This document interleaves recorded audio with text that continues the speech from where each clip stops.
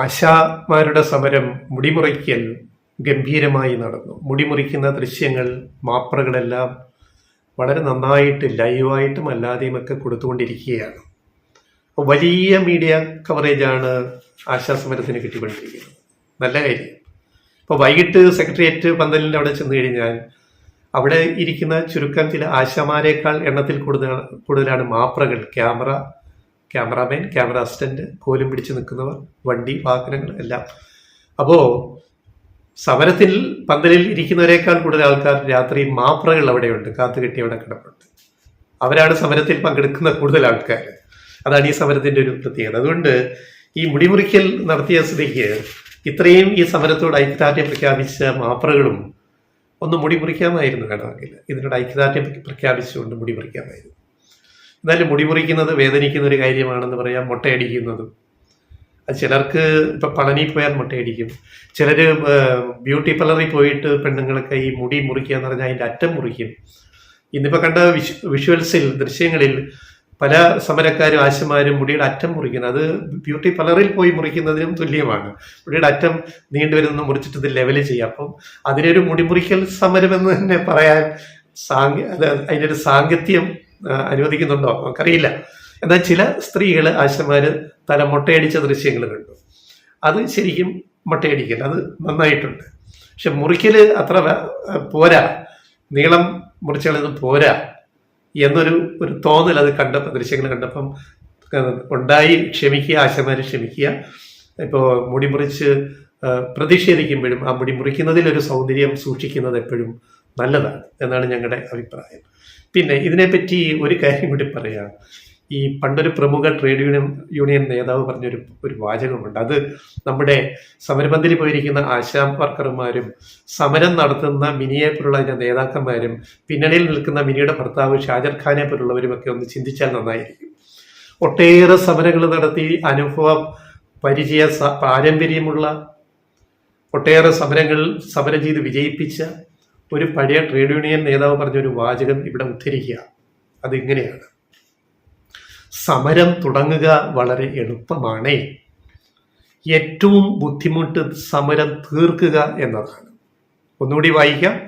സമരം തുടങ്ങുക വളരെ എളുപ്പമാണേ, ഏറ്റവും ബുദ്ധിമുട്ട് സമരം തീർക്കുക എന്നതാണ്. അതുകൊണ്ട് സമരത്തിന് ഇറങ്ങുന്നവർക്ക് ഏത് രീതിയിൽ അത് തീർക്കാൻ കഴിയും എന്നതിനെ പറ്റി ഒരേകദേശ ധാരണയെങ്കിലും ഉണ്ടായ ശേഷമേ ഇറങ്ങാവൂ. എന്ന് പറഞ്ഞാൽ സമരം ഒരു നിസ്സാര കളിയല്ല. നമ്മുടെ ഡിമാൻഡുകൾ അത് സർക്കാരിന് അംഗീകരിക്കാൻ കഴിയുന്നവയാണോ, അല്ലെങ്കിൽ അന്യായ ഡിമാൻഡ് ആണെങ്കിൽ നമുക്ക് അവിടെ എന്ത് വിട്ടുവീഴ്ച ചെയ്യണം, ഏതറ്റം വരെ നമുക്ക് സമവായം താഴേക്ക് വരണം, അത് അവിടെ ഉണ്ടാവണം. പിന്നെ സമരം എങ്ങനെ അവസാനിപ്പിക്കണം, ഇപ്പൊ പകുതി ആവശ്യങ്ങൾ അംഗീകരിച്ചാൽ എങ്ങനെ അവസാനിപ്പിക്കണം, അത് അംഗീകരിച്ചില്ലെങ്കിൽ നമ്മൾ എന്ത് ചെയ്യണം. അപ്പോൾ ഒരു സമരത്തിന് ഒരു പ്ലാൻ എ വേണം, അത് ഇല്ലെങ്കിൽ ഒരു പ്ലാൻ ബി വേണം, അതുമല്ലെങ്കിൽ ഒരു പ്ലാൻ സി വേണം. ഏത് സമരവും സമര ഡിമാൻഡുകളും മുഴുവനായിട്ട് അതേപടി അംഗീകരിച്ച് ഒരിക്കലും ഇടത്ത് അവസാനിച്ചിട്ടില്ല. സമര ചരിത്രം ലോകമെമ്പാടും അങ്ങനെയാണ്. സമരക്കാരുടെ ചില ആവശ്യങ്ങൾ അംഗീകരിക്കും, ചിലത് ഭാഗ്യമായിട്ട് അംഗീകരിക്കും. ഒരു സമരത്തിലും പൂർണ്ണ ആവശ്യം അംഗീകരിച്ചുകൊണ്ട് ഒരു സമരവും എങ്ങും നടന്ന് വിജയിച്ചിട്ടില്ല. നടന്നിട്ടുണ്ടാവും, വിജയിച്ചിട്ടില്ല. ആ ഒരു കെണിയിലാണ്, വെട്ടിലാണ് സൂസിമാരുടെ SUCIയുടെ നേതൃത്വത്തിൽ ഈ ആശാ വർക്കർമാരൊക്കെ പോയിരിക്കുന്ന സമരം ചെന്ന് വെട്ടിരിക്കുന്നത്. ഒരു കെണിയിലാണ്. ഊരി പോരാനും വയ്യ, ഇത് മുന്നോട്ട് കൊണ്ടുപോകാനും വയ്യ എന്ന് പറയുന്ന അതിദയനീയമായ ഒരവസ്ഥയിലേക്ക് സമരം പോയി കഴിഞ്ഞപ്പോഴാണ് മുടിമുറിക്കലിലേക്ക് എത്തിയത്, ശ്രദ്ധ കിട്ടാൻ വേണ്ടി. അപ്പൊ കുറച്ചു പേര് അവിടെ കൂടുമല്ലോ സമരബന്ധലിന്. ഇതാണിപ്പോൾ നടന്നത്. ഇനി എന്തായിരുന്നു ശരിക്കും വേണ്ടത്? ഞങ്ങൾ മുൻ വീഡിയോയിൽ പറഞ്ഞു, അധികാരികളുമായിട്ട് സർക്കാരുമായിട്ടൊരു സമവായ ചർച്ചയിലൂടെ ഈ സമരം തീരത്തുള്ളൂ. അതിന് ആശാ വർക്കർമാർ തയ്യാറാവണം, സമര നേതാക്കൾ തയ്യാറാവണം. സംസ്ഥാന സർക്കാരാണ് ഓണറേറിയം നൽകേണ്ടത്. അത് ഒറ്റയടിക്ക് 7,000 21,000 ആക്കണം എന്ന് പറഞ്ഞ് അതാക്കിയില്ലെങ്കിൽ, 21,000 ആക്കിയില്ലെങ്കിൽ സമരം ഞങ്ങൾ പിൻവലിക്കില്ല, ഇല്ല എന്നിങ്ങനെ വാശി പിടിച്ചാൽ ഇത് വിജയിക്കേണ്ടുന്ന ഒരു സമരമാണെന്ന് അവർ ചിന്തിക്കുന്നുണ്ടോ? അപ്പൊ എന്തു വേണമായിരുന്നു? പോട്ടെ, ആദ്യം ഒരു 10,000 ഓണറേറിയത്തിലേക്ക് വരിക, ഒരു രണ്ടിന്റെ ഇടയ്ക്കുള്ള ഒരു രീതി. 21,000 എന്നുള്ള പിടിവാശി വിടുക, തൽക്കാലം അതിനിടയിൽ ഒരു തുക നിശ്ചയിക്കുക, അത് സർക്കാർ കൂട്ടിക്കൊടുക്കുക. അത് ഒരു നിർദ്ദേശം, അത് സമരക്കാർക്ക് സ്വീകരിക്കാമായിരുന്നു.